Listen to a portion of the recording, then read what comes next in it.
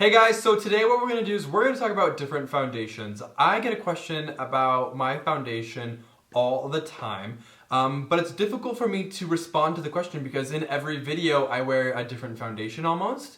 I never really stick with the same foundation routine. I always listen to my skin and choose a foundation based on that. So without further ado, we're just going to delve into all of the different foundations that I use and different foundations that might interest you. Alright, so we're going to start off with the most full coverage and work our way down the line. And it also starts off with the most kind of matte family, dewy, and then really glossy. So yeah, here we go. And the first foundation that we're going to talk about is this guy here. It's from Sisley. It's the Phyto Tint Expert. This thing is insane. It's going to be the most full coverage foundation that I've ever used. It is absolutely crazy. You use one pump and you get pretty much a full coverage throughout the whole face.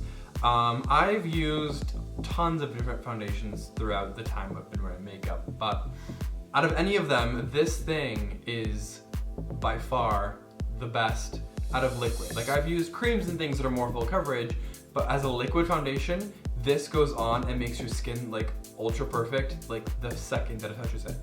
It's not completely matte, it's more of a satin finish, and I feel like that's where like the trend of foundations are going, is a little bit more satin finish. To me, it looks a lot more believable, especially if you're trying to get more coverage out of it. So that one's insanely full coverage, but it still looks like skin.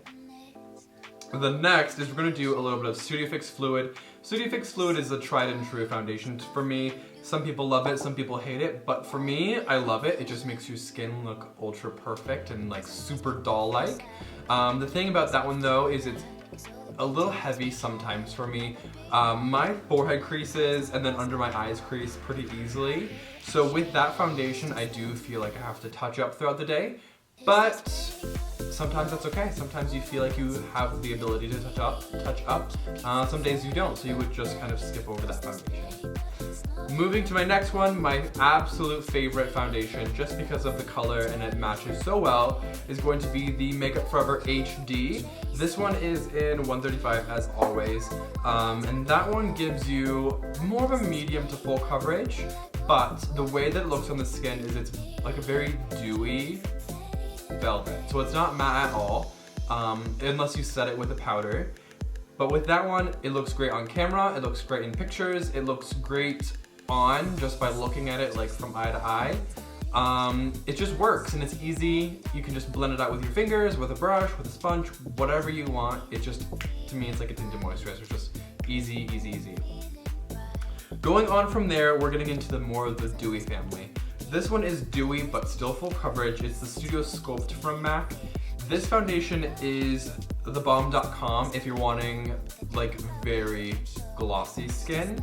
That's ultra perfect. This thing to me is great for pictures or photo shoots, or if you're doing something where you can blot frequently if you're more oily. But if you're dry, go for it, it'll be fine. But for pictures and photo shoots and things like that, gorgeous, absolutely gorgeous. Next is going to be the Mineralized Moisture Foundation from MAC as well. This one is going to give you a very ultra perfect, like it's not like coverage wise, it's not like full coverage where it gives you like a new layer of skin, but just the way that the mineral looks on the skin, it literally makes your skin look beautiful, like perfect doll skin. So I like to use this mineral with the mineral powder just to match, just so that it looks even more so perfect. But if you use it by itself, it does set quite nicely. It's just going to give you more of a kind of glossy, hydrated feel. Pretty much that's it. It's a great foundation. Next is this tinted moisturizer. They don't even make this anymore. This was discontinued, the Studio Moisture Tint. Discontinued, but I'm going to talk about it anyway because it pretty much relies to any tinted moisturizer. So for a tinted moisturizer, you're not wanting coverage at all.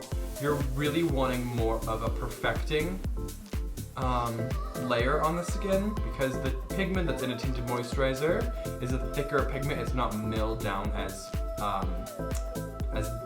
like soft as things that go into an actual foundation. So that's why it's supposed to be more of a sheer glow than a thick concealer foundation feel. But for tinted moisturizers, the MAC one is awesome, even though it's being discontinued. And then also, I love the Laura Mercier one. That one's the bomb. Huge color range as well, so you'll be able to find your color there.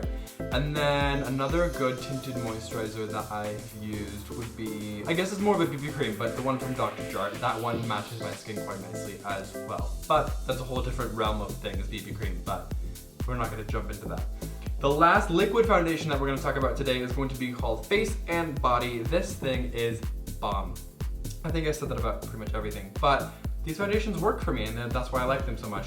The Face and Body is extremely sheer, even more sheer than a tinted moisturizer.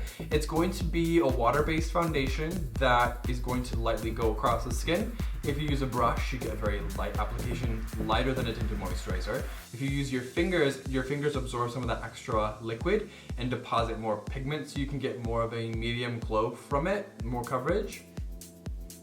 But with this foundation, it's literally the most glossy, hydrated, like shiny foundation ever. It's literally like your face is like, you just dunked it in water. Like, it's gorgeous, if that's what you're looking for. If not, and you're wanting the amount of coverage but not the shine, you can just powder it with like a translucent powder or with a tinted powder. But this foundation I wear, I would say the majority of the time, just because I like a lighter coverage. I don't have to cover pretty much anything all the time, but then, you know, there's days where you want the full coverage, beat down, so there you go. For my powder foundations, I only have two that I use regularly. The first one's going to be the Mineralized family from MAC.